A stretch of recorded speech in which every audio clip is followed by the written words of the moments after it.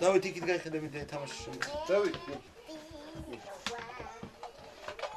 ლიზი მოვიდეს? ნუ რა ვიცი, რა.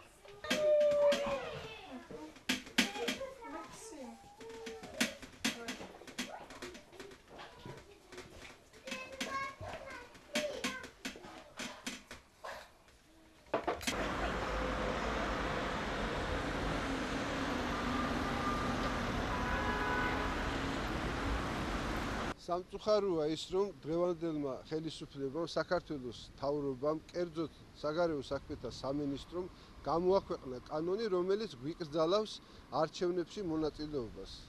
არჩევნებში მონაწილეობას აკრძალვა ეს იმას ნიშნავს, რომ ფაქტიურად არჩევნები არის გაყალბებული.